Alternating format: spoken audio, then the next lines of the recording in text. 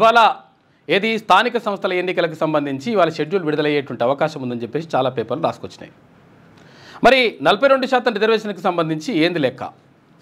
ఇప్పటికే చాలా గ్రామాల్లో మా ఊరికి ఈ రిజర్వేషన్ వచ్చింది, మా ఊరికి ఈ రిజర్వేషన్ వచ్చిందని చెప్పేసి సర్పంచ్ ఎన్నికలకు సంబంధించి అక్కడ ఎంపీటీసీ జెడ్పీటీసీకి సంబంధించి ఆల్రెడీ వచ్చినట్టుగా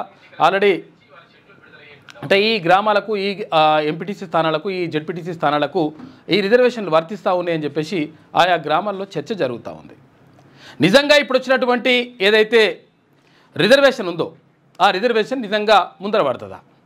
నిజంగా ఒకవేళ ఇప్పుడు ఈ స్థానిక సంస్థల ఎన్నికలకు సంబంధించి ఇవే రిజర్వేషన్లు కొనసాగి వీళ్ళు సర్పంచులుగా ఎంపీటీసీలుగా జెడ్పీటీసీలుగా ఈ రిజర్వేషన్లతోనే ఉంటారా అనేటువంటిది ఒక క్వశ్చన్ మార్క్.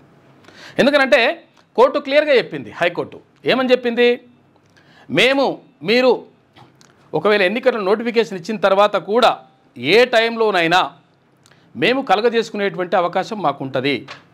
కాబట్టి ఇది అంటే రాజ్యాంగబద్ధంగా చట్టబద్ధంగా బరాబర్ ఉంటేనే లెక్క, లేకపోతే కష్టమవుతుంది అనేటువంటి మాట కూడా ఒక సున్నితంగా మెల్లగా ఒక మాట పెట్టింది హైకోర్టు.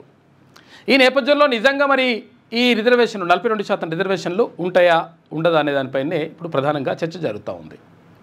ఇక మరోవైపు అంటే ఇదొక తంతు నడుస్తూ ఉంది గ్రామాల్లో. అసలు యాక్చువల్ కొన్ని గ్రామాల్లో నిరాశతో కొంతమంది ఏమో ఉత్సాహంతో ఇక మేమే ఉంటున్నామనేటువంటి ఆశతోటి కొంతమంది ఉన్నారు.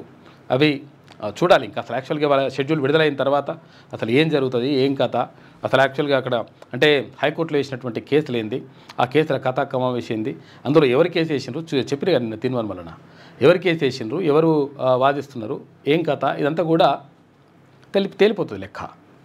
కాబట్టి మొత్తం మీద 42% రిజర్వేషన్ వచ్చేసినట్టుగా ఆల్రెడీ ఇచ్చేసినట్టుగా ఆల్రెడీ ఒకవేళ వీళ్ళ ఎలక్షన్లు పూర్తయిపోయి వాళ్ళు ప్రజాప్రతినిధులుగా ఎన్నికైనట్టుగా ఇట్లా మొత్తం కూడా ప్రచారం చేస్తూ ఉంది ప్రభుత్వం. మరి నిజంగా ఎంతవరకు ఇది ముందర పడుతుంది అనేటువంటిదే ఒక క్వశ్చన్ మార్క్గా మిగిలినటువంటి ప్రధానమైనటువంటి ప్రశ్న. మీ వ్యాపారం అభివృద్ధి కావాలని కోరుకుంటున్నారా? అయితే వెంటనే క్యూనస్ని సంప్రదించండి.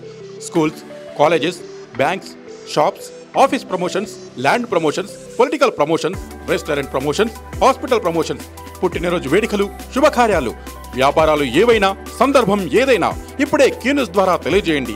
మీ వ్యాపారాన్ని అభివృద్ధి చేసుకోండి.